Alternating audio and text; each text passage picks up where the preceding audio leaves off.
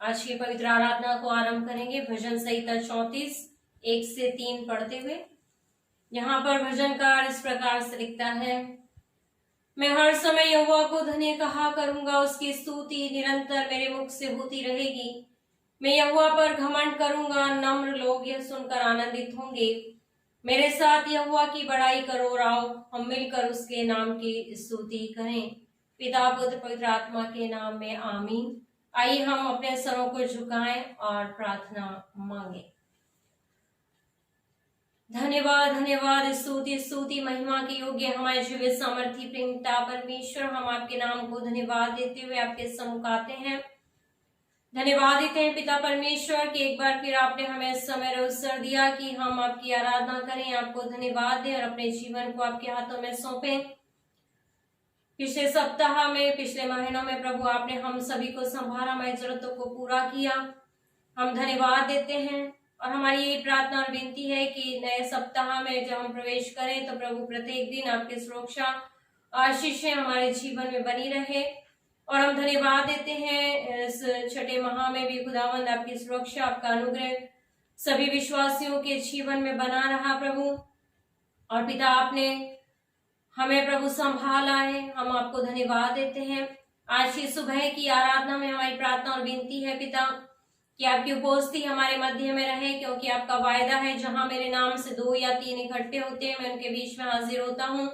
ऐसे हर एक विश्वासी जन पिता परमेश्वर, आपकी मंडली कलीसियाएं अपने अपने घरों में बैठकर जब आपकी आराधना कर रहे हैं प्रभु, तो आपकी उपस्थिति को बनाए रखिए और हम सब मिलकर खुदावंद आत्मा और सच्चाई से आपकी आराधना करें। हमारे द्वारा गीतों का गाया जाना, वचन का पढ़ा जाना, मनन किया जाना, साजों का बजाया जाना, विशेष गीतों का गाया जाना, सब कुछ आपको भाने वाला हो सके। और आज की सुबह की आराधना हम सभी के जीवनों के आशीष का कारण हो। जहां जहां आपकी आराधनाएं हो रही हैं वहां पर भी प्रभु आपका पवित्र आत्मा कार्य करे, आपकी उपस्थिति बनी रहे। ऐसे पिता परमेश्वर, आज की संपूर्ण आराधना को हम सब अपने जीवनों को और तमाम उन माध्यमों को जिनके द्वारा हम आराधना करते हैं पिता आपके हाथों में सौंपते हैं, ताकि कोई भी रुकावट और बाधाएं न आए और हर एक साधनों पर प्रभु आपकी आशीषें बनी रहने वाली हो सके। संपूर्ण समय को प्रभु हम आपके हाथों में सौंपते हुए, संपूर्ण आराधना को आपके हाथों में सौंपते हुए धन्यवाद के साथ इस प्रार्थना को मांगते उद्धारकर्ता प्रभु यीशु मसीह के मीठे और पवित्र नाम में आमीन। इस समय होगा कि हम प्रभु की महिमा में गीत गाएंगे। गीत नंबर 192 192, भेष बदला क्या हुआ, दिल को बदलना चाहिए।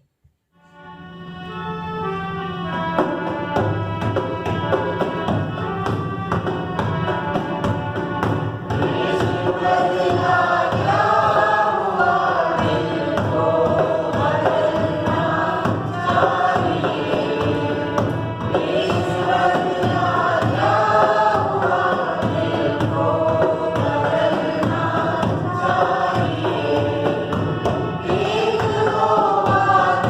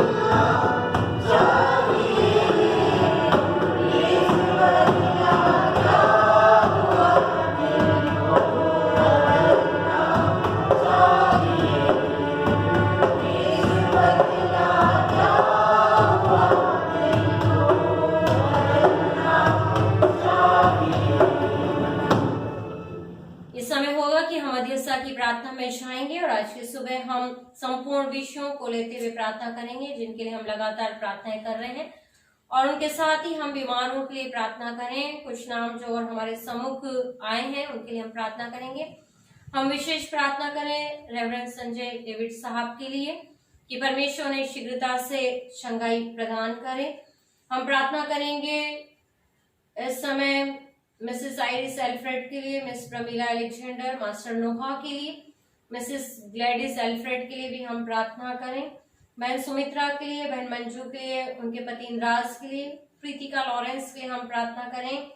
बहन अनीता कुमावत के लिए और मिस्टर संजय जेम्स के लिए, मिसेस चित्रा हेनरी के लिए, मिस्टर एरिक्सन एस सिंह जो नागौर में है, और मास्टर आमोस जो अजमेर में, उनके लिए हम प्रार्थना करें। और मिस्टर जेम्स जॉर्ज साहब के लिए हम प्रार्थना करें जो ब्यावर के हैं लेकिन अजमेर हॉस्पिटल में एडमिट हैं, और आप सभी को उनके लिए प्रार्थना निवेदन दिया गया है। ये मेरे अंकल हैं जिनसे मैंने प्रेयर रिक्वेस्ट दिया है कि उनकी तबीयत पहले से थोड़ी ज्यादा खराब है, लेकिन परमेश्वर का मैं आज सुबह धन्यवाद देती हूँ कि जब सभी ने मिलकर प्रार्थना की अब वो पहले से बेहतर है, लेकिन कंटिन्यू उन्हें आपकी प्रार्थनाओं में याद रखें। हम धन्यवाद देंगे उन सभी के लिए जिन्होंने बीते दिनों में परमेश्वर की सामर्थ के द्वारा चंगाई को प्राप्त किया है, और भी जितने भी परमेश्वर को पुकार रहे विश्वास के द्वारा प्रभु उन सबको चंगाई प्रदान करें। हम प्रार्थना करें विद्यार्थियों के लिए जिनकी ऑनलाइन परीक्षाएं चल रही हैं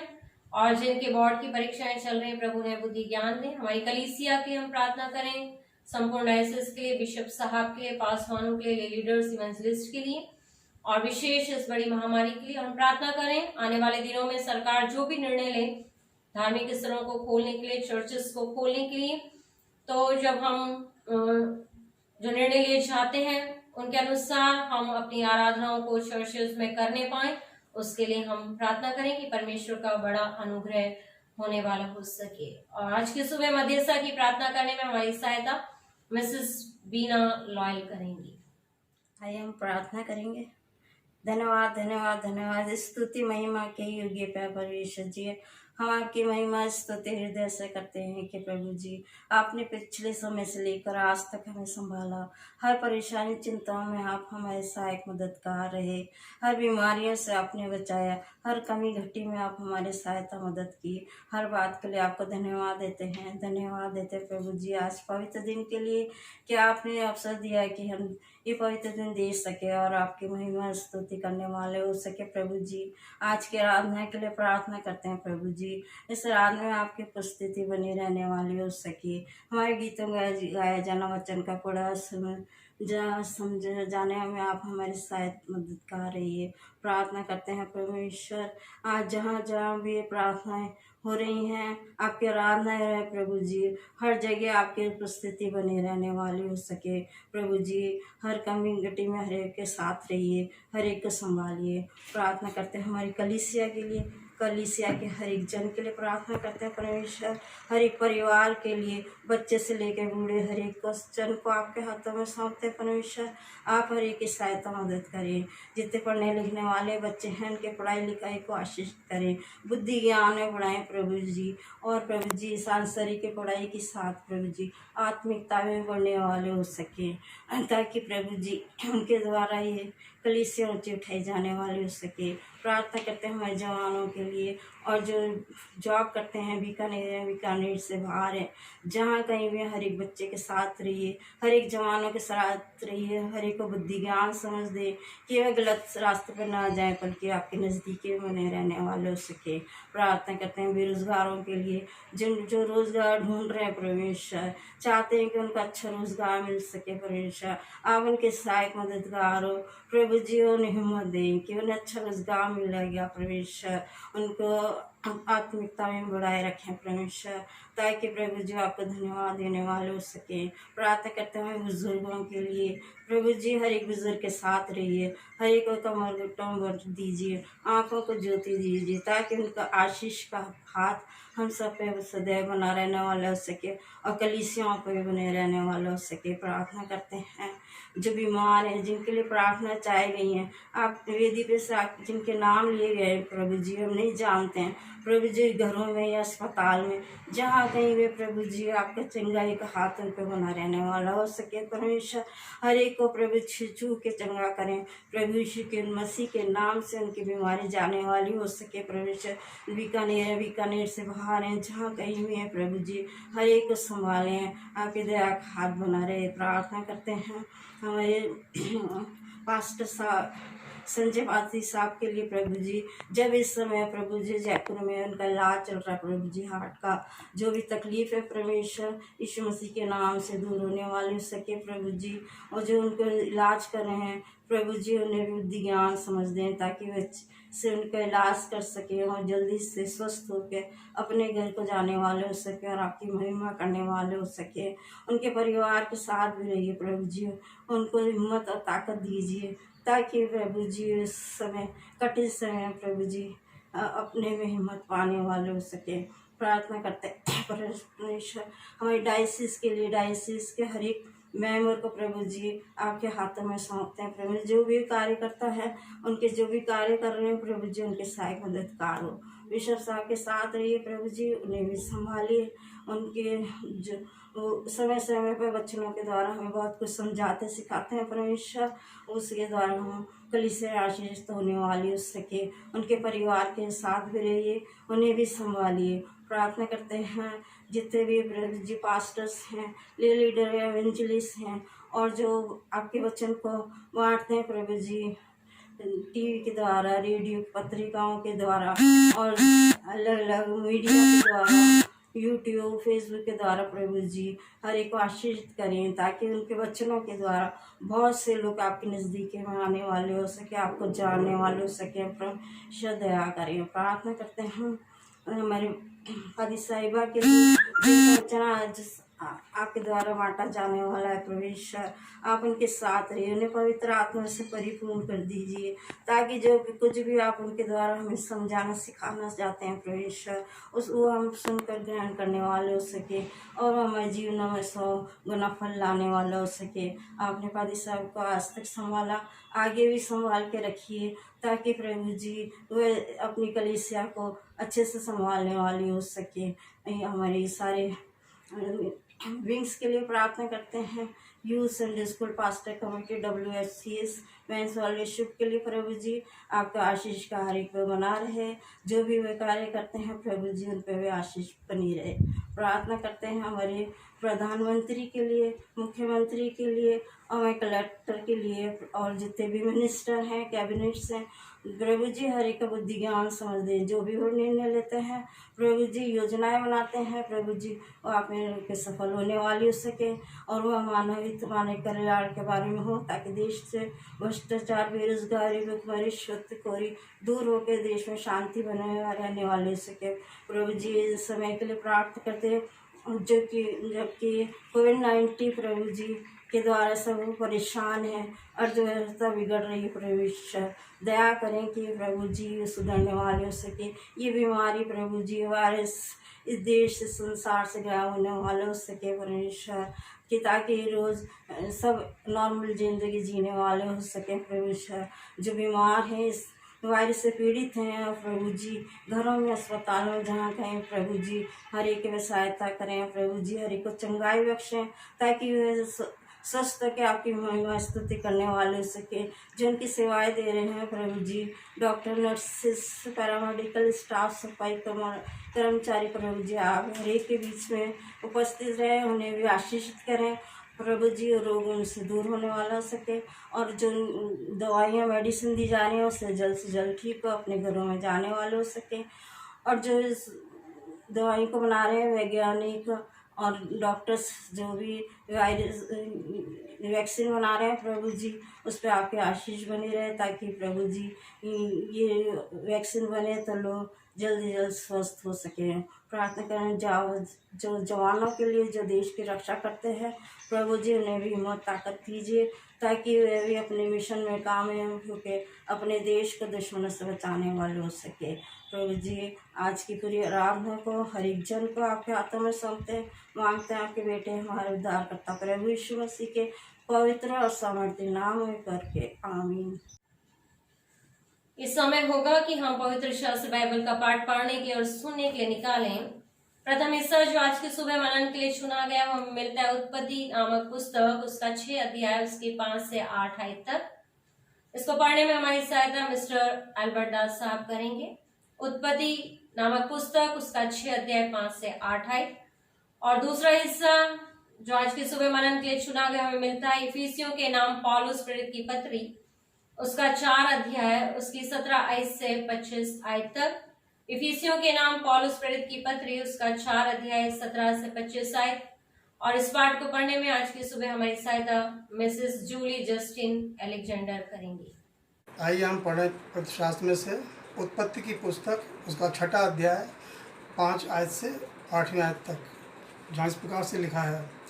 यहोवा ने देखा कि मनुष्यों की बुराई पृथ्वी पर बढ़ गई है और उनके मन के विचारों में जो कुछ उत्पन्न होता है वो निरंतर बुरा ही होता है। और यहोवा पृथ्वी पर मनुष्य को बनाने से पछताया और वो मन में अति खेदित हुआ। तब यहोवा ने कहा, मैं मनुष्य को जिसकी मैंने सृष्टि की है पृथ्वी के ऊपर से मिटा दूंगा। क्या मनुष्य, क्या पशु, क्या रेंगने वाले जंतु, क्या आकाश के पक्षी, सबको मिटा दूंगा, क्योंकि मैं उनके बनाने से पछताता हूँ। परंतु यहोवा के अनुग्रह की दृष्टि नूह पर बनी रही। यह परमेश्वर का पवित्र वचन है। इसके पढ़े जाने पर सुझाने पर आशीष हो। आप सभी को जय मसीह की। आज हम पढ़ेंगे इफिसियों 4:17 से लेकर 25 तक, जहाँ पर इस प्रकार से लिखा हुआ है।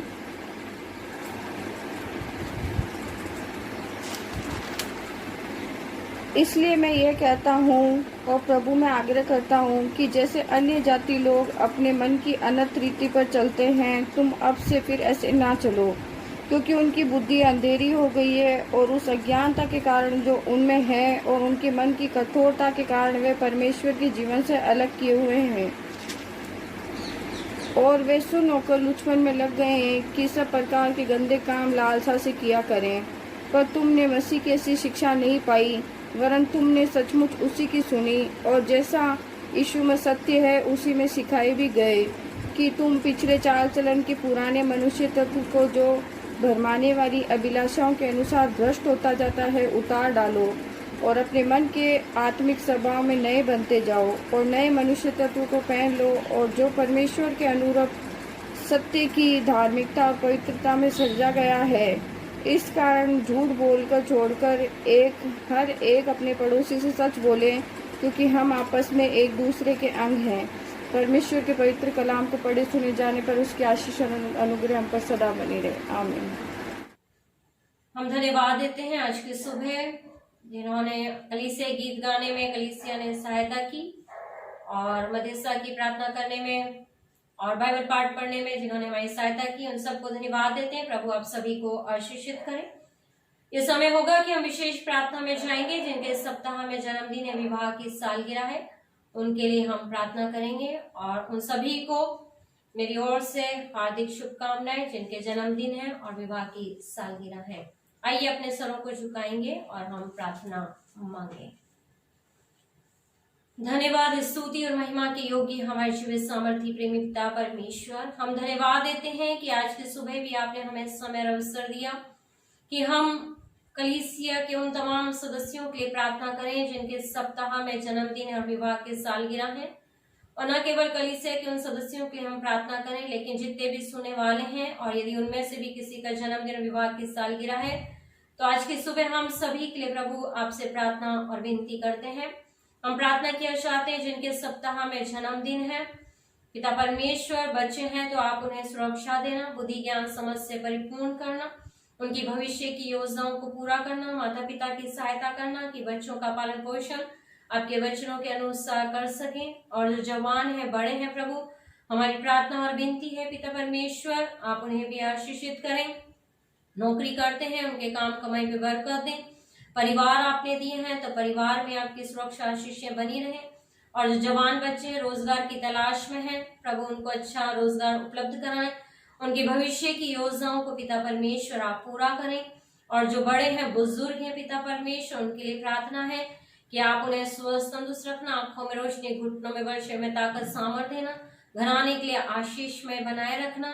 जिस प्रकार बीते वर्षों में आपने प्रत्येक को संभाला, सुरक्षा दी, आपकी प्रार्थना की अगुवाई प्रदान की, उसी प्रकार पिता परमेश्वर जब हर एक जन नए वर्ष में कदम रखते हैं तो प्रत्येक दिन प्रभु आपका अनुग्रह प्रत्येक के जीवन में बना रहे, सभी को आप दीर्घायु से तृप्त करें और पिता परमेश्वर आपकी आशीषों से आशीषित करें।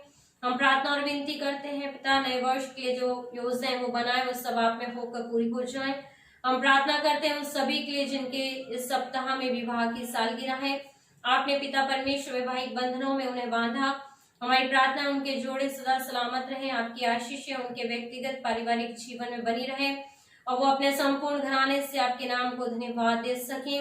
हमारी प्रार्थना और विनती है कि वो अपने जीवन का केंद्र बिंदु सदा जिस प्रकार से अब तक आपको माना है, नए वर्ष में भी सदा आपका भरोसा रखते हुए पिता परमेश्वर अपने वैवाहिक जीवन को आपसी समझ विश्वास में होते हुए प्रभु व्यतीत कर सके और नए वर्ष के लिए जो सोचते हैं योजनाएं बनाते हैं सब आप में होकर पूरी होने वाली हो सके। हम प्रार्थना और विनती किया चाहते हैं पिता परमेश्वर, प्रत्येक जन को प्रभु आप व्यक्तिगत रीति से, पारिवारिक रीति से, कलीसियाई रीति से और सामाजिक रीति से आशीषित करते जाएं। आपने हमारी प्रार्थना सुनी, हम धन्यवाद देते हैं। प्रभु यीशु मसीह के मीठे और पवित्र नाम में होकर मांगते हैं, आमीन।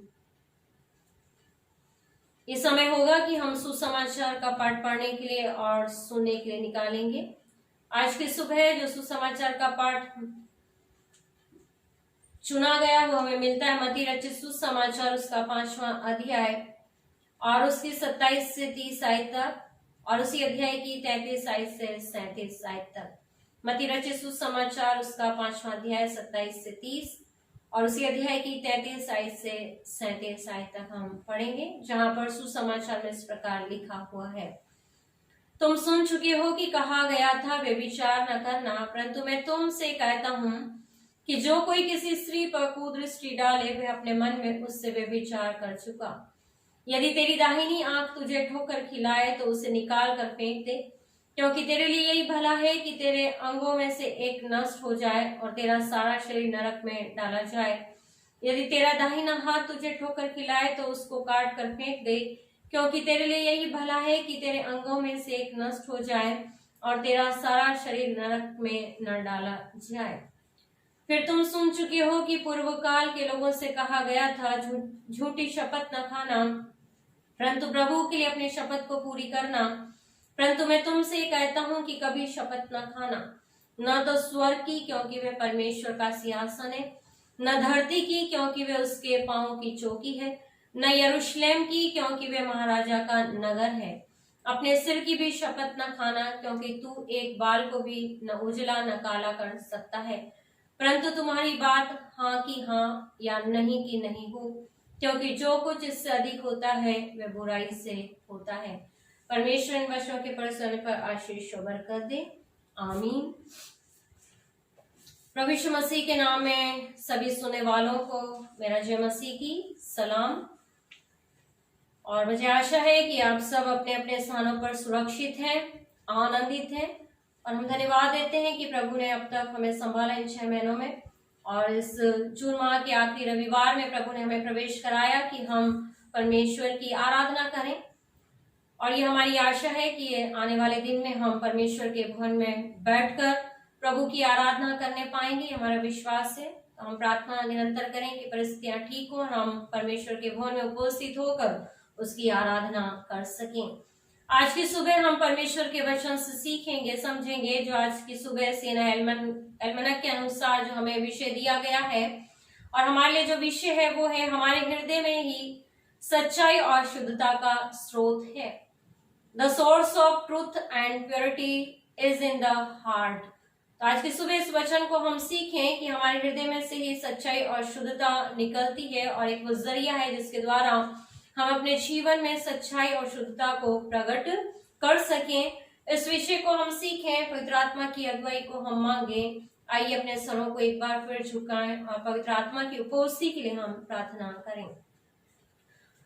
पिता परमेश्वर, हम आपके सम्मुख हैं। स्वर्ग आपका सिंहासन है और धरती आपके पैरों की चौकी है और हर एक विश्वासी जन आपकी आज की सुबह प्रभु आपकी उपस्थिति में बैठकर आपके वचनों की ओर ध्यान लगाए हुए हैं।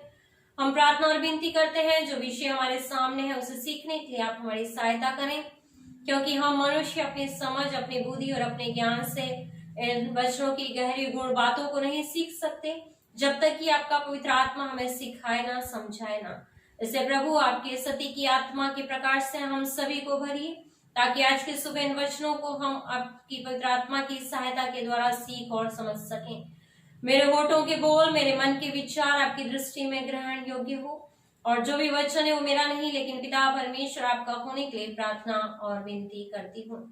आपकी सामर्थ और पवित्र आत्मा की अगुवाई को चाहते हुए इस प्रार्थना को मांगते यीशु मसीह के नाम से, आमीन।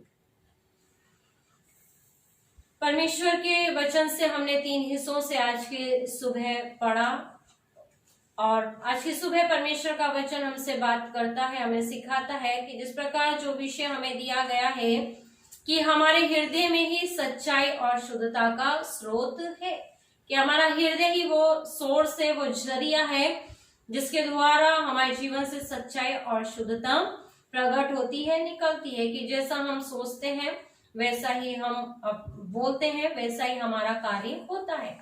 जब हम उत्पत्ति की किताब पढ़ते हैं और इफिसियों, जो पौलुस ने इफिसियों को जो पत्र लिखा, इनको पढ़ते हैं, और मत्ती रचित सुसमाचार हमने पढ़ा, तो यहाँ पर तीनों जगह जो वचन में बताया गया है वो ये बताया गया है कि हमारे जीवन में जो बुराई है उससे हमें दूर करना है। और जब हम उत्पत्ति की किताब पढ़ते हैं तो वहां पर परमेश्वर स्वयं जो है इस बात को कहता है कि मनुष्यों की बुराई पृथ्वी पर बढ़ गई, और उसके मन के विचार में जो कुछ उत्पन्न होता है वह निरंतर बुरा ही होता है। स्वयं यहाँ पर परमेश्वर इस बात को कहता है, वह कहता है कि वे पृथ्वी पर मनुष्यों को बनाने से पछताया।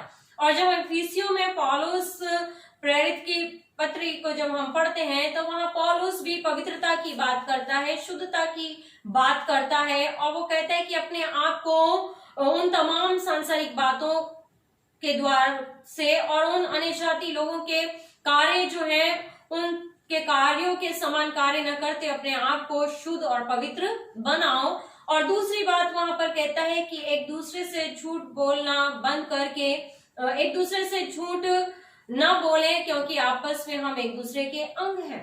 पौलुस जब इस बात को कहता है तो हम देखते हैं आज की सुबह में कि कलीसिया जीवन में 2 बातें अनिवार्य हैं।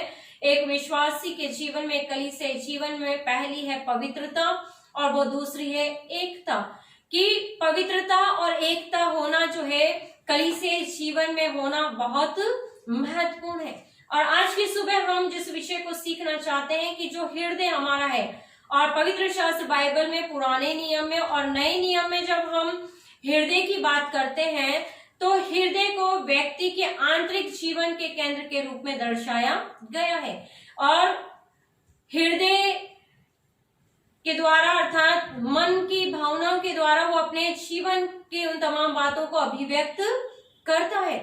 हृदय शब्द व्यक्ति के संपूर्ण भीतरी जीवन की ओर संकेत करता है, और जब हम इब्रानी भाषा के शब्द में हृदय को देखते हैं तो वहां पर मन, प्राण और आत्मा को भी सम्मिलित किया गया है। हृदय शब्द व्यक्ति के संपूर्ण भीतरी जीवन के जो वो सोच रहा है और जो वो कर रहा है उन सारी बातों को प्रकट करता है। हृदय शब्द व्यक्ति के संपूर्ण भीतरी जीवन की ओर जब संकेत करता है तो उसमें 6 बातें मुख्य हैं, और वो है कि पहली बात है कि स्वयं व्यक्ति की वह वास्तव में क्या है, कि व्यक्ति वास्तव में क्या है, इस बात को वो प्रकट करता है। और इसे हम पहला शमूएल उसका 16 अध्याय और उसके 7वें वचन को पढ़कर समझ सकते हैं कि हम वास्तव में क्या हैं। उससे हम जो है अपने कार्यों के द्वारा, अपनी भावनाओं के द्वारा, अपनी अभिव्यक्ति के द्वारा हम प्रकट करते हैं। पहला शमूएल उसका 16 अध्याय और उसके 7 वचन को जब हम पढ़ते हैं तो वहां पर इस प्रकार लिखा है, परंतु यहोवा ने शमूएल से कहा, ना तो उसके रूप पर दृष्टि कर और न उसके कद की ऊंचाई पर, क्योंकि मैंने उसे अयोग्य जाना है, क्योंकि यहोवा का देखने मनुष्य का सा नहीं, मनुष्य तो बाहर का रूप देखता है परंतु यहोवा की दृष्टि मन पर रहती है। तो पहली बात जो हृदय के बारे में बताई गई है, मन के बारे में बताई कि स्वयं व्यक्ति की वे वास्तव में क्या है, इस बात को जानता परमेश्वर भी यहाँ पर इस वचन को कहता है, बताता है कि शमूएल से कहता है कि जिस व्यक्ति की, जिसको अभिषेक की बात मैंने कही है, तू देखता है तो वहां पर उसके कद और काठिर ऊंचाई पर तू मत जा। और दूसरी बात हम देखते हैं कि मानवीय व्यक्तित्व के लक्षणों से संबंध रखता है। हृदय स्वयं व्यक्ति के गुणों से, दूसरा उसके व्यक्तित्व के लक्षणों से संबंध रखता है, अर्थात उसकी समझ की शक्ति से वो संबंधित है। पहला राजा 3 और उसके 9 में हम इस उदाहरण को देख सकते हैं समझने के लिए। पहला राजा उसका 3 अध्याय और उसके 9वें वचन को जब हम पढ़ते हैं तो वहां पर हम पाते हैं समझ और उसकी शक्ति के बारे में कि वास्तव में उसके क्या लक्षण है। और वहां पर लिखा है 9वीं आयत में कि तू अपने दास को अपनी प्रजा का न्याय करने के लिए समझने की शक्ति दे कि मैं भले बुरे को परख सकूं, क्योंकि कौन ऐसा है कि तेरी इतनी बड़ी प्रजा का न्याय कर सके। सुलेमान जब प्रार्थना करता है तो वो अपने व्यक्तित्व के लक्षणों के लिए प्रभु से मांगता है, बुद्धि मांगता है, समझ मांगता है। और तीसरी अभिलाषाएं, हृदय के द्वारा, मन के विचारों के द्वारा अभिलाषाएं क्या होती हैं? प्रकट होती हैं कि हम अभिलाषाओं में फंस जाते हैं। अभिलाषाएं हमारे जीवन में दिखाई देती हैं, प्रकट होती हैं। और आप रोमियो उसका 1 अध्याय के 24 वचन को हम पढ़ सकते हैं कि वहां पर परमेश्वर का वचन कहता है कि उसने मनुष्यों को उनकी अभिलाषाओं के हाथों में सौंप दिया कि वो जैसा चाहे वैसा जो है अपना जीवन व्यतीत करें। और चौथी बात है भावनाएं, कि हृदय के अंदर भावनाएं होती हैं, दुख की भावनाएं होती है, आनंद की भावनाएं होती है, खुशी की भावनाएं होती है कि जब दुख होता है तो उसके समस्या आती तो वो दुखी होता है, और जब जीवन में कुछ अच्छा होता है तो वो आनंदित होता है। तो हृदय जो है, मन के विचार है, वो भावनाओं से संबंधित हैं और वो भावनाओं को प्रकट करते हैं। नीति वचन उसका 15 और उसके 30 वचन को आप जब पढ़ेंगे तो वहां पर हम उन भावनाओं को देखने पाते हैं कि किस प्रकार से हृदय या मन हमारी भावनाओं को प्रकट करता है। वहां लिखा, आंखों की चमक से मन को आनंद होता है और अच्छे समाचार से हड्डियां पुष्ट हो जाती हैं। कि जो हम अच्छा देखते हैं, अच्छा सुनते हैं तो हम आनंदित होते हैं, और यदि हम कुछ बुरी घटनाओं को देखते हैं, बुरी बातों को हम सुनते हैं तो हमारा मन क्या होता है? दुखी होता है। तो हमारे हृदय के विचार जो है वो हमारी भावनाओं से संबंधित है। और उसके बाद दृढ़ संकल्प, हमारा मन, हमारी इच्छाएं, हमारे विचार दृढ़ संकल्प लेने के लिए होने चाहिए कि हम परमेश्वर की आज्ञाओं को मानने के लिए क्या रहे? तैयार हैं। और हमारी मन ही है, हमारा हृदय है कि हम अपने जीवन में कई बार परमेश्वर की आज्ञाओं को मानते हैं, कई बार नहीं मानते, कई बार दृढ़ संकल्प करते हैं कि हाँ, हमें परमेश्वर की इच्छाओं के अनुसार अपने जीवन को व्यतीत करना है। और हृदय हमारे चरित्र को प्रकट करता है, हमारे विचार, हमारा मन हमारे चरित्र को प्रकट करता है कि हमारा जीवन किस प्रकार से है। यिर्मयाह नबी की किताब उसका 5वां अध्याय 23 वचन में लिखा है, पर इस प्रजा का हठीला और बलवा करने वाला मन है। अर्थात जो हठीले, जो बलवा करते हैं, जो बुराई सोचते हैं, वो उसके चरित्र को प्रकट करता है। और यहाँ पर नबी लिखता है कि इन्होंने बलवा किया और मुझसे क्या हो गए? दूर हो गए। इस्राएलियों का चरित्र हम देखें तो वो परमेश्वर से बलवा करने वाला था। अर्थात एक हृदय शब्द जो है, और उसको हम देखते हैं कि हृदय को मन से भी संबोधित किया गया है यूनानी शब्द में। तो जब हम नए नियम में देखते हैं तो वहां पर ज्यादातर मन मन मन बार बार शब्द आया है। और मन और हृदय को जब हम देखते हैं तो वहां पर हमारे विचारों को प्रकट किया गया है, विचार से वो संबंधित है। तो जो हमारा चरित्र है, जो हमारा हठीलापन है, जो हमारा क्रोध है, वो हमारे चरित्र को प्रकट करता है।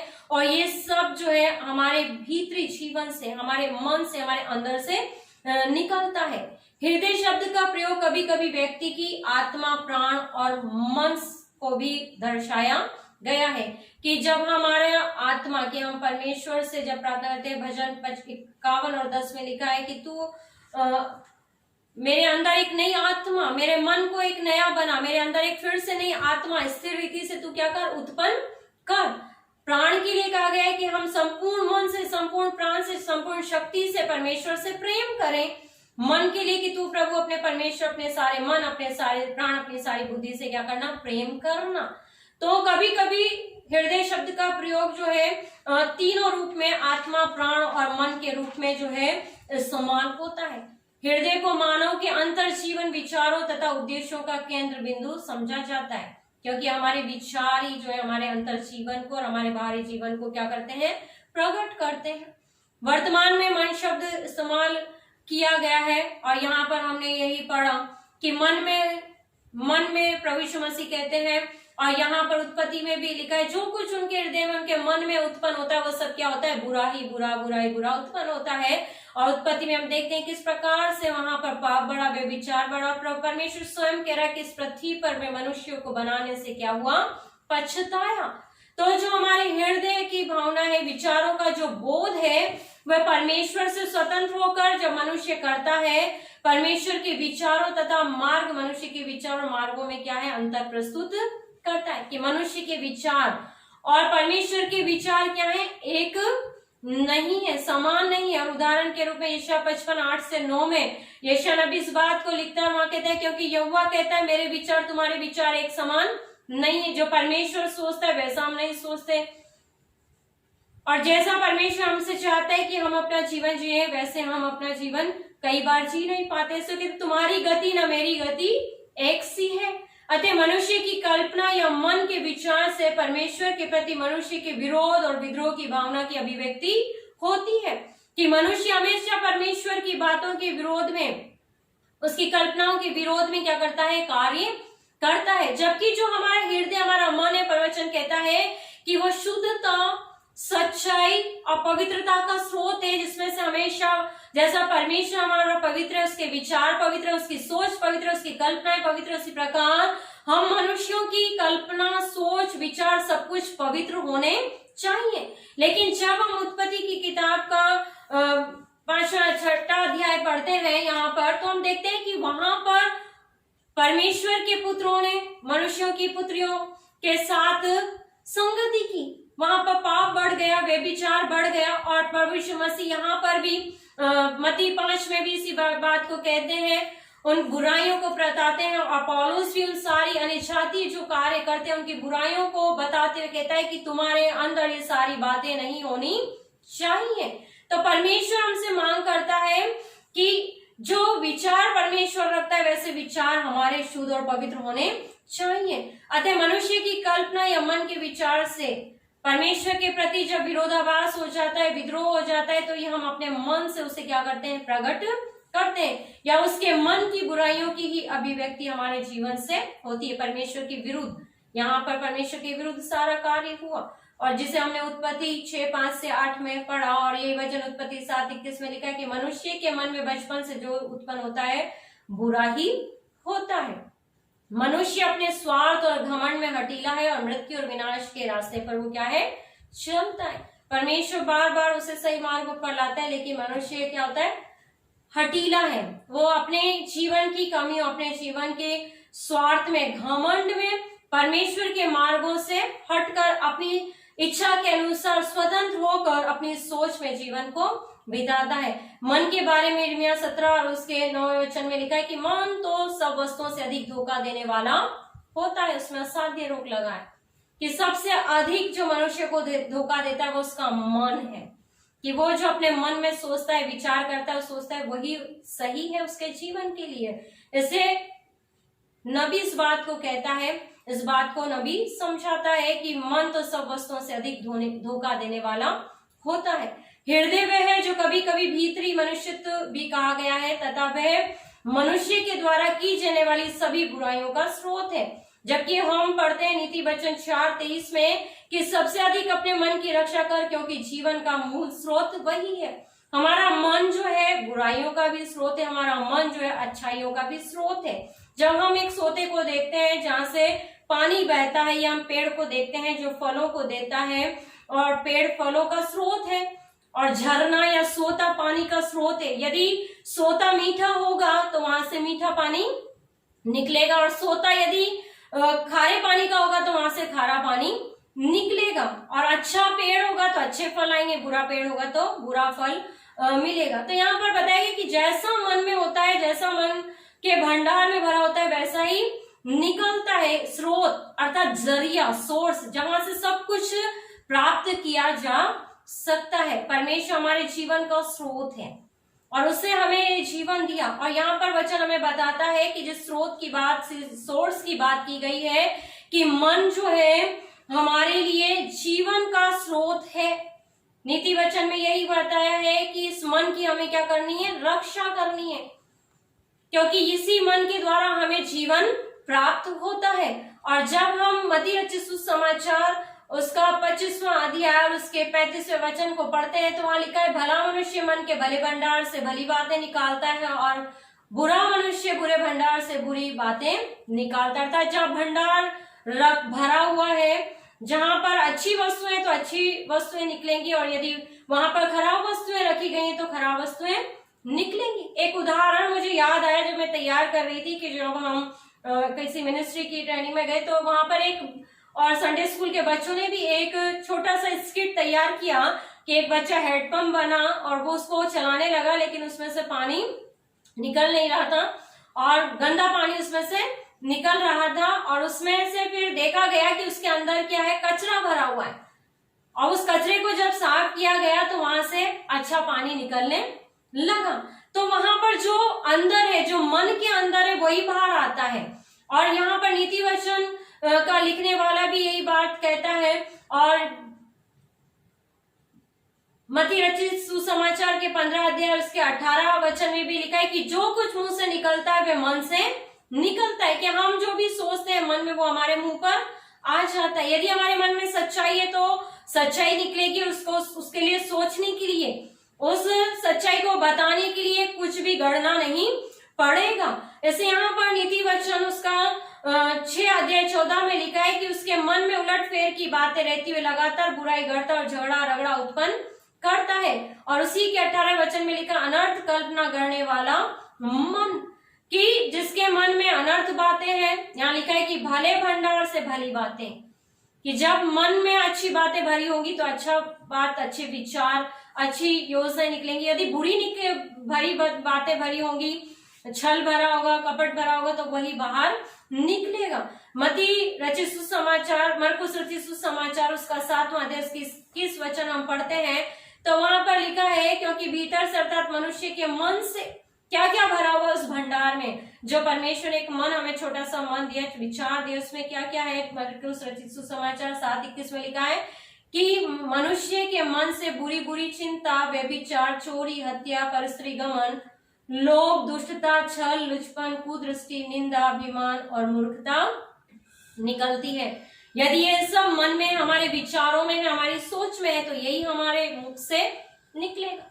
और यदि मनुष्य के मन में अच्छी बातें हैं, अच्छे विचार हैं और ये सारी बातें नहीं है, तो परमेश्वर के वचन, परमेश्वर की बातें उसके मुख से निकलेंगी। तो यहाँ पर प्रभु यीशु मसीह स्वयं इस बात को कहते हैं, बताते हैं कि यदि ये सारी बातें हमारे जीवन में है और यदि हमारे अंदर, हमारे शरीर में वो सारे बुरे कार्य हैं, तो वचन कहता है कि हमें उनको निकाल कर फेंक देना है। यहाँ पर प्रभु यीशु मसीह कहते हैं कि उन अंगों को तुम नष्ट कर दो, उन अंगों को तुम क्या कर दो, अपने शरीर से निकाल दो, काट डालो। वहां पर वास्तव में प्रभु यीशु मसीह उन अंगों को काटने की बात नहीं करे कि उनको शरीर से अलग कर दे, लेकिन प्रभु यीशु मसीह बता रहे हैं कि जिस अंग के द्वारा गलत कार्य होता है उसको, उस बुरी बात को अपने जीवन से निकाल देना है। कई बार ऐसा होता है कि जहां पर प्रभु यीशु मसीह जब 27 से 30 वचन में व्यभिचार की बात करते हैं, मन की बुरी बातों की बात करते हैं, और वहां पर व्यभिचार सिर्फ करना नहीं, कहते हैं कि अगर मन में सोचा भी है, किसी पे कुदृष्टि भी डाली है, तो वो क्या कर लिया, व्यभिचार कर लिया। अर्थात वहां पर जो करने की नहीं लेकिन सोचने की बात प्रभु यीशु मसीह कहते हैं कि जो कुछ हम सोचते हैं, गलत सोचते हैं, अर्थात हम परमेश्वर की दृष्टि में उस गलत कार्य को कर चुके हैं, पाप हम कर चुके हैं। और कई बार उसी पाप पे क्या होते हैं कि कई लोग जो है परमेश्वर की झूठी शपथ भी खा लेते हैं। कई बार वो बोल देते हैं बाय गॉड, कुछ छोटी छोटी बातों के भी, बच्चे भी बड़े भी बोलते हैं बाय गॉड बोल देते हैं, हाँ, परमेश्वर की शपथ खा जाते हैं। लेकिन वचन कहता है कि हमारी बात हाँ की हाँ, ना की ना में होनी चाहिए। ना तो हम परमेश्वर की, ना स्वर की, ना धरती की, ना अपने बालों की भी हम शपथ नहीं खा सकते, क्योंकि हमारा एक एक बाल भी हम नहीं जानते है ना, हर एक बाल गिना हुआ है। इसलिए परमेश्वर का वचन कहता है कि हमारी जो बातें वो हाँ की हाँ, ना की ना हो, स्पष्ट हो, उसमें ना तो कोई छल हो, ना किसी प्रकार की उसमें कोई दूसरा की बातें हो, ना हमारे जीवन में लोभ का विचार होना चाहिए। इसलिए नीति वचन कहता है कि हमें इस संसार में रहते सबसे अधिक अपने मन को क्या करना है, संभालना, हमारे विचारों को हमें सुरक्षित रखना है। क्योंकि भजनकार, जब हम आज की सुबह में जब भजन 1 से 3 ही पढ़ा, लेकिन भजन 34 जब आप पूरा पढ़ेंगे तो वहां 12 और 13 वचन में लिखा है कि जो जीवन का मूल स्रोत मन को बताया है, हृदय को बताया, हमारे विचारों को बताया है। तो वहां पर 34 भजन 34 12 13 में लिखा है, वे कौन मनुष्य जीवन की इच्छा रखता है? हर एक मनुष्य एक अच्छा जीवन चाहता है, आनंदित जीवन चाहता है, इज्जत का जीवन चाहता है ना। कोई भी नहीं चाहता कि उसका जीवन खराब हो, दूसरों की दृष्टि में निंदित जीवन हो। इससे भजनकार कहता है कि ऐसा कौन मनुष्य जीवन की इच्छा रखता और दीर्घायु चाहता है। हर एक व्यक्ति अच्छा जीवन चाहता है, दीर्घायु जीवन चाहता है, और वो क्या चाहता है कि अपने पूरे जीवन में भलाई देखे, कभी भी उसके जीवन में कष्ट दुख न हो। और यदि वो ऐसी इच्छा रखता है तो वहां पर लिखा है कि अपनी जीभ को बुराई से रोक रख। जीभ तभी बोलेगी जब मन सोचेगा, हमारे विचार सोचेंगे, जो हम यहाँ सोचते हैं वो मुख के द्वारा बाहर निकलता है। और यहाँ पर भजनकार इस बात को कहता है कि अगर हम अपने जीवन को दीर्घायु में प्राप्त करना चाहते हैं, अच्छा जीवन पाना चाहते हैं, भलाई देखना चाहते हैं जीवन में, तो अपने आप को, अपनी जीभ को बुराई से रोक रख और अपने मुख की क्या कर, चौकसी कर कि उससे छल की बात ना निकले। बुराई को छोड़, भलाई कर, मेल को ढूंढ और उसी का पीछा कर। और पौलुस जो है यहाँ पर इसी वचन को बताता है, इसी वचन को वो कहता है कि आपस में है ना, झूठ बोलना छोड़कर हर एक अपने पड़ोसी से सच बोले, कि अपने जीवन में, क्योंकि हम आपस में एक दूसरे के अंग है, कि एकता और पवित्रता की बात जब वचन हमें बताता है, तो यदि हम जो जीवन का मूल स्रोत है, अगर मन अच्छा है तो शरीर अच्छा है, हमारे विचार अच्छे तो हमारी पूरी देह जो क्या होगी, स्वस्थ होगी। शारीरिक से भी हम स्वस्थ रहेंगे, मानसिक रीति से भी हम स्वस्थ रहेंगे, क्योंकि हमारे मन में ना तो किसी प्रकार की बुरी चिंता होगी, ना व्यभिचार, ना हत्या, कुछ भी ऐसी गड़बड़ी वाली बातें जो हमारे जीवन को व्यतीत करें, जब मन में नहीं होगी तो मन और हमारा जीवन क्या होगा, आनंदित होगा। इससे मन के द्वारा ही हमारा संपूर्ण जीवन जुड़ा हुआ है, कि हमारी जो सोच, हमारे जो विचार, हमारी जो गतिविधियां, हमारा जो चरित्र है, वो हमारे जीवन को क्या करता है, बनाता है, हमारे जीवन को वही बिगाड़ता है। मत्ती 23 और उसके 25 वचन में लिखा है, और प्रभु यीशु मसीह स्वयं कहते हैं, और आज जो सुबह गीत गाया कि भेष बदला क्या हुआ, मन को बदलना चाहिए। 1-2 बातें नहीं, सब कुछ बदलना चाहिए। कि हम वस्त्र तो अच्छे पहन लेते हैं, हम सुंदर दिख जाते हैं, लेकिन मन, हमारे विचार के अंदर क्या है, वो बदलना बहुत महत्वपूर्ण है। केवल कपड़े बदलने से हमारा जीवन पूर्ण रीति से नहीं बदल जाता, लेकिन वास्तव में हमारे विचार, हमारी सोच बदलनी चाहिए। और प्रभु यीशु मसीह यही कहते हैं मत्ती 23 और 25 में, हे कपटी शास्त्री और फरीसी तुम पर हाय, तुम कटोरे और थाली को ऊपर से तो मांसते हो, परंतु वे भीतर क्या है, अंधेर व असंयम से भरे हुए हैं। कि हम ऊपरी रीति से तो अपने आप को सजा लेते हैं, अच्छे हम दिखते हैं, लेकिन वास्तव में हमारे हृदय, हमारे मन के विचार क्या बुरे हैं, और जैसा परमेश्वर चाहता है उसके अलग है, परमेश्वर की सोच के विपरीत है, क्योंकि हम स्वतंत्र हैं सोचने के लिए। इससे प्रभु यीशु मसीह स्वयं उल्हाना देते हैं और वो बताते हैं कि न केवल फरीसियों और शास्त्रियों के लिए, लेकिन हर एक व्यक्ति के लिए, कि हम अपने आप को क्या करते हैं। इसीलिए उस गीतकार ने बहुत अच्छा गीत लिखा है कि वेश बदला क्या हुआ, दिल को बदलना चाहिए। और जब हम उसको पढ़ते हैं तो वहां पर हमें हर एक बात के लिए, हर एक अपने पूर्ण जीवन को बदलने के लिए, यदि हम बदलना चाहते हैं तो प्रभु यीशु मसीह के पास आना हमें जरूरी है। कि हम अपने आत्मिक जीवन में, अपने जीवन में जब हम परमेश्वर की उपस्थिति में रहते हैं, अपने मन के विचारों को बदलना चाहते हैं, तो हमें परमेश्वर की उपस्थिति में होना जरूरी है। क्यों यहाँ पर प्रभु यीशु मसीह इस उदाहरण के द्वारा हमें बताते और सिखाते हैं कि हम ऊपरी रीति से ही केवल अपने आप को अच्छा ना दिखाए, लेकिन वास्तव में हमारा जीवन, हमारा मन, हमारे विचार बदले होने चाहिए। परमेश्वर के अनुग्रह से मनुष्य अपने हठीलेपन पर विजय प्राप्त कर सकता है। जो हमारा जीवन, मनुष्य का जीवन जो है, जो हमारा जीवन जीते हैं, कि हमारे जीवन में कई बार छल, कपट, ईर्ष्या, द्वेष, जलन, भेदभाव होता है। कई बार मनुष्य बिल्कुल ठीक होता है, वो अच्छा ही सोचता है अपने मन में, लेकिन कई बार ऐसा होता है कि दूसरे लोग जो है मनों को क्या करते हैं, बहका देते हैं, अरे नहीं ऐसा तो ऐसा तुम कैसे सोच सकते हो, उसने तुम्हारे साथ ये किया, तुमने वो तो ऐसा है वो वैसा है। तो अगर मन शुद्ध और पवित्र भी होगा ना, तो कई बार लोग जो है बातों के द्वारा मनुष्य के जीवन को, हमारे जीवन को, हमारी सोच को, हमारे विचारों को बदलने की कोशिश करते हैं। लेकिन हमें अब परमेश्वर के अनुग्रह में अपने आप को बनाए रखना है। परमेश्वर के अनुग्रह से ही हम अपने जीवन को, अपने व्यक्तित्व पर हम क्या कर सकते हैं, अपने हठीलेपन, कि हम अपनी जो कमियां हैं, जो हमारी कमियां हैं, जो हमारी बुराइयां हैं, जो मन बुरा सोचता है, हम सोचते नहीं हम ही ठीक है हमारे हट के द्वारा, लेकिन हम उस हट पर केवल परमेश्वर के द्वारा विजय प्राप्त कर सकते हैं। परमेश्वर को पहचानने में जितनी बाधाएं आती हैं वे सब दूर हो जाती हैं जब हम परमेश्वर के हाथों में अपने जीवन को सौंपते हैं। मनुष्य की कल्पना एवं भावना ख्रिस्ट की आज्ञा पालन के लिए कैद हो जाती है कि जब हम अपना जीवन प्रभु के हाथों में दे देते हैं। दूसरा कुरिन्थियों 10 और 5वें वचन में लिखा है, सो हम कल्पनाओं को और हर एक ऊंची बात को जो परमेश्वर की पहचान के विरोध में उठती है खंडन करते हैं और हर एक भावना को कैद करके मसीह का आज्ञाकारी बना देते हैं।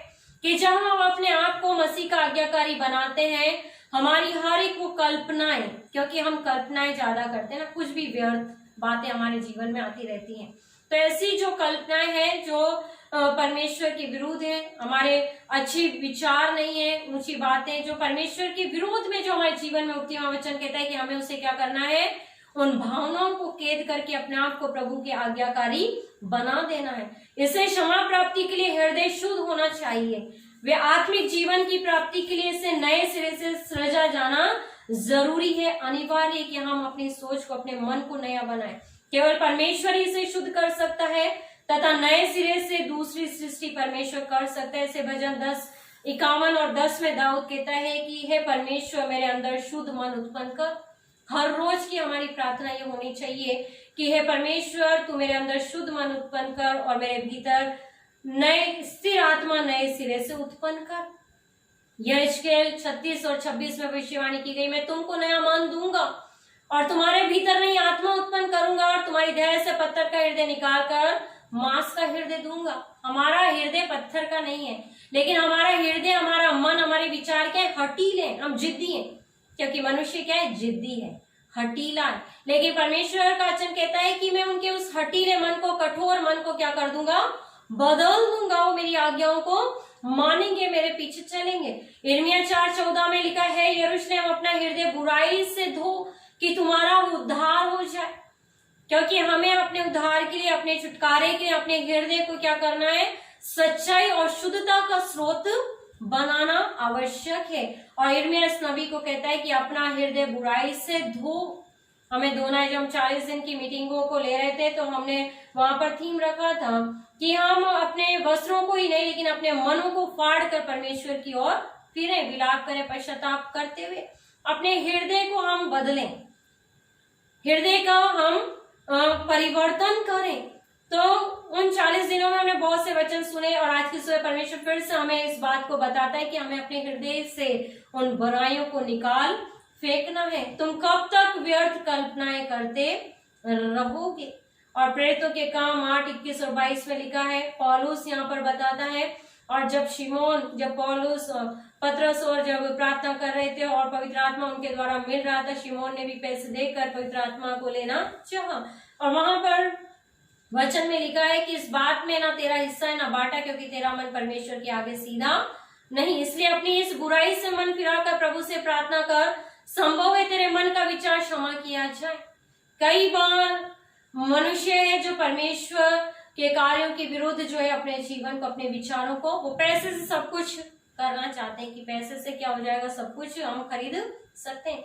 लेकिन यहाँ पर उसको फटकार लगाई जाती है, उसको डांटा जाता है कि अपनी इस बुराई से मन फिरा, क्योंकि प्रभु से प्रार्थना कर, तब संभव है तेरे मन का विचार क्षमा किया जाए। यदि हमारे मन के विचार जिसमें से कुचिंता, अलग अलग बुराइयां निकलती हैं, परमेश्वर के सम्मुख जाए तो प्रभु हमें क्या करेगा, उनसे क्षमा करेगा, दूर करेगा। इससे हमें आज की सुबह परमेश्वर के समीप आना है। और इब्रानियों 10 उसका 22 वचन को हम पढ़ें, जहां पर लिखा है, तो आओ हम सच्चे मन और पूरे विश्वास के साथ और विवेक का दोष दूर करने के लिए हृदय पर छिड़काव लेकर और देह को शुद्ध जल से धुलवा कर परमेश्वर के समीप जाएं। कि आज की सुबह हम सच्चे मन और पूरे विश्वास के साथ और अपना विवेक, अपने कॉन्शियस के दोषों को, बुराइयों को दूर करके और हृदय पर छिड़काव लेकर और देह को, हमारे जीवन को पूर्ण रीति से हम शुद्ध करके प्रभु के सम्मुख चले। नीति वचन 4:23 से 24 जो आज की सुबह हमने पढ़ लिया है कि हमें अपने मन की रक्षा सबसे अधिक करनी है। और पौलुस भी इफिसियों 4:23 और 24 में यही बताता है, कहता है कि अपनी पिछली चाल चलन के पुराने मनुष्य को जो भरमाने वाले विलासाओं के अनुसार उसको उतार कर फेंक दो और अपने मन की आत्मिक स्वभाव में नए बनते जाओ।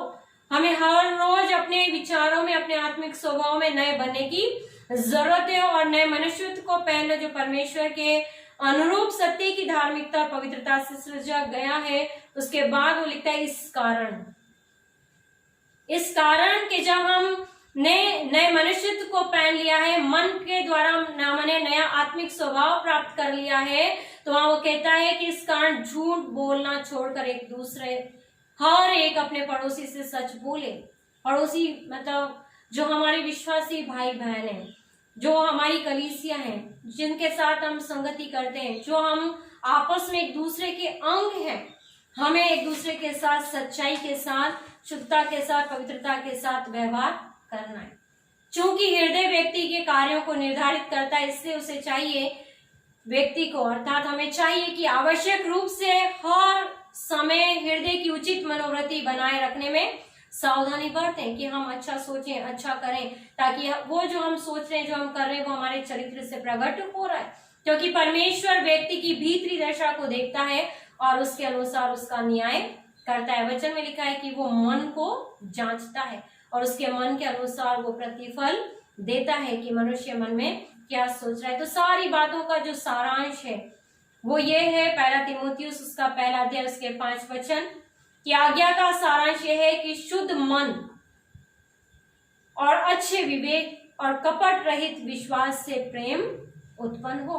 कि जो हमारे जीवन का स्रोत हृदय, जो सोर्स है, एक जरिया है कि ये हृदय अगर गलत सोचेगा, चिंता में रहेगा, चिंता ही रहेगा, तो शरीर क्या हो जाएगा? दुर्बल हो जाएगा, कमजोर हो जाएगा। चिंताएं हमारे शरीर को क्या कर देती हैं? दुर्बल कर देती हैं, निर्बल बना देती है। बहुत सी बीमारियां हमारे जीवन में आ जाती है चिंता के द्वारा। लेकिन यदि हम परमेश्वर पर भरोसा रखते हुए अच्छी बातों को सोचेंगे, हमारा मन शुद्ध रहेगा, दूसरों के लिए भी हम अच्छा सोचेंगे, हमारा विवेक कपट रहित होगा, किसी के लिए हम गलत नहीं सोचेंगे, तो हम सदा प्रभु में आनंदित होंगे और हमारा जीवन भी स्वस्थ रहेगा, तंदुरुस्त रहेगा, आशीषित रहेगा। क्योंकि सारा जो जीवन का स्रोत है वो मन से ही निकलता है। भलाइयां जो हमारे जीवन से निकलती है वो हमारे जीवन को आनंदित करती है, हमारे जीवन को स्वस्थ रखती है, हमारे जीवन को आशीषित करती हैं। ऐसे 1 तीमुथियुस 1:5 को हम ध्यान रखें कि जितनी आज्ञाएं हैं उनका सारांश है कि हम शुद्ध मन, अच्छे विवेक और कपट रहित विश्वास के द्वारा प्रेम को उत्पन्न करें और एक दूसरे के साथ हम प्रभु के प्रेम में, उसकी संगति में बने रहें। तो आज की सुबह का जो विषय हमें ये सिखाता है कि हमारे हृदय में से सच्चाई, शुद्धता निकलनी चाहिए। लेकिन परमेश्वर के वचन में आज की सुबह जिन जिन वचनों को हमने पढ़ा, परमेश्वर स्वयं उत्पत्ति में कहता है कि उनके मन में बुराई उत्पन्न हो गई और उसने क्या किया है? पृथ्वी को नूह के समय में उसको नाश किया। लेकिन नूह ही एक ऐसा व्यक्ति था जिस पर प्रभु की दृष्टि रही और वो उसके में धर्मी रहा। वहां पर लिखा है कि नूह पर परमेश्वर के अनुग्रह की दृष्टि बनी रही, क्योंकि उसने परमेश्वर की इच्छा के अनुसार कार्य किया। उन संसार की बुरे अभिलाषाओं में वो फंसा नहीं, बुरे विचारों में वो उसने अपने जीवन को नहीं लगाया। तो आज की सुबह परमेश्वर का वचन हमसे यही कहना चाहता है, बताना चाहता है कि हम सबसे अधिक अपने मन की रक्षा करें, क्योंकि यही जीवन का स्रोत है और इसमें से सच्चाई और शुद्धता निकलनी चाहिए जो हमारे जीवनों को आशीषित करने पाए। और जिस प्रकार यहोवा के अनुग्रह की दृष्टि नूह पर बनी रही, उसी प्रकार हमारे जीवन पर भी परमेश्वर की दृष्टि क्या हो? बनी रहे। परमेश्वर इन वचनों को आशीषित करे। आइए हम अपने सरों को झुकाएं और प्रार्थना मांगे। सर्वशक्तिमान पिता परमेश्वर, हम आपके नाम को धन्यवाद देते हैं आज के सुबह समय अवसर के, जिसमें हम इस वचन को सीखने पाए कि परमेश्वर ने मनुष्य को तो पाक और पवित्र बनाया, लेकिन अनाज्ञाकारिता के कारण जब पाप उसके जीवन में आया तो उसके जीवन में बहुत सी बुराइयां आ गई, पाप आ गया, अभिलाषाएं उत्पन्न हो गई, उसकी भावनाएं गलत हो गई पिता, उसका चरित्र उसके विचारों के अनुसार हो गया। लेकिन परमेश्वर चाहता है कि हर एक मनुष्य का जीवन का जो स्रोत मन है, विचार है, उसे शुद्धता और सच्चाई प्रकट हो और पिता परमेश्वर मनुष्य संसार में एक आशीषमय जीवन को प्राप्त करे। पिता परमेश्वर, हम प्रार्थना करते हैं आज की सुबह जो वचन बोया गया व्यर्थ न जाए, 30 गुना, 60 गुना और 100 गुना फलवंत हो और शैतान किसी प्रकार से इन वचनों को चुराए ना, लेकिन हम पिता परमेश्वर अपने जीवन को पूर्ण रीति से आपके हाथों में समर्पित करने वाले हो सके। हम प्रार्थना और विनती करते हैं आज की सुबह जितने जनों ने वचन को सुना, आप उन्हें आशीषित कीजिएगा। आने वाले दिनों के लिए हमारी यही प्रार्थना है प्रभु कि फिर से परिस्थितियां जब सामान्य होती हैं तो हम आपके भवन में जाकर आपकी आराधना कर सकें और हर एक विश्वासी आपके नाम को धन्यवाद देने वाला हो सके। सारी आदर महिमा आपको देते हैं और इस प्रार्थना को मांगते प्रभु यीशु मसीह के मीठे और पवित्र नाम में, आमीन। इस समय होगा कि हम अपनी भेंटों को परमेश्वर के सम्मुख लेकर आएंगे और जब भेंटें हम परमेश्वर के लिए अलग रखते हैं तो उसी समय हम एक विशेष गीत को सुनेंगे मिस्टर अनुग्रह डेनियल के द्वारा।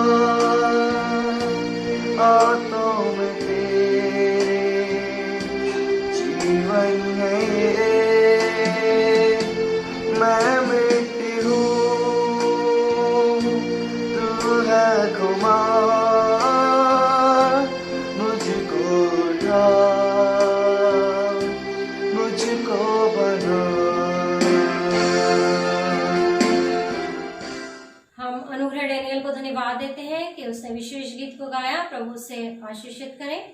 और इस समय हम प्रार्थना में जाएंगे, भेंटों के लिए प्रार्थना करेंगे, उसके बाद प्रभु की प्रार्थना और उसके बाद कोरस नंबर 28 हम गाएंगे, अब रुखसत कर खुदावंदा, और उसके बाद आशीष वचन से आज की आराधना को हम समाप्त करेंगे। आइए अपने सरों को झुकाएं, हम प्रार्थना मांगे।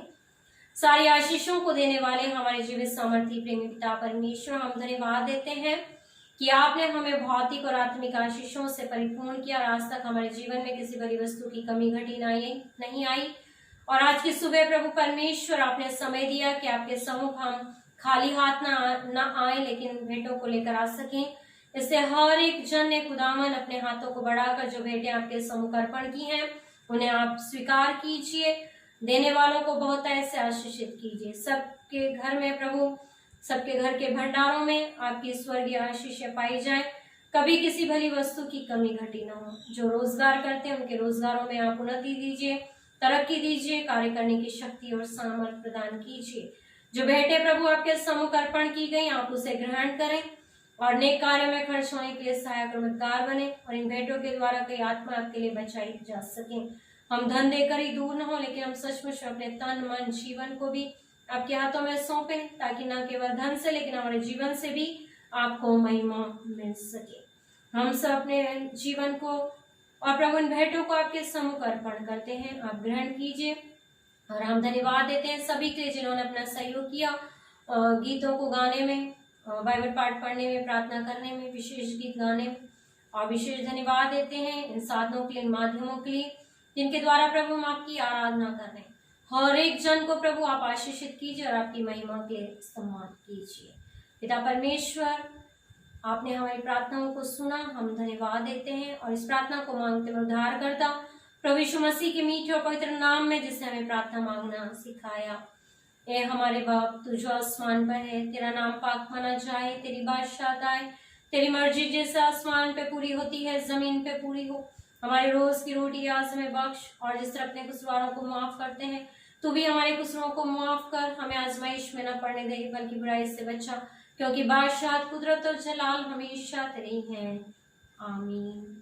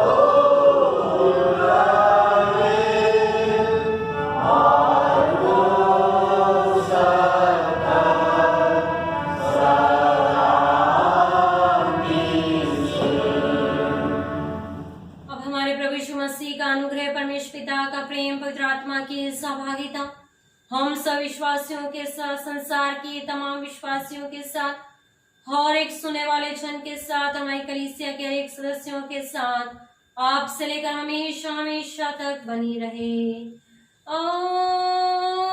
आमीन, आमीन, आमीन।